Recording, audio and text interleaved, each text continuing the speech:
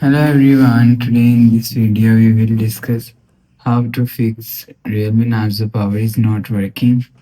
Let's start the video. If you want to fix this problem, so restart device, just click and hold side power button. After just click and hold side power button and you will see swipe up from here. After swipe up, you will see your problem is solved.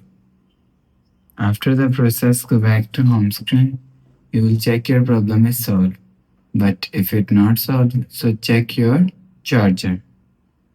After check your charger and check your power cable. After check power cable and charger, you will see your problem is solved. But if it not solved, if you want to fix this problem, so update your software. Click on settings app. Now in setting, scroll down and click on system and update.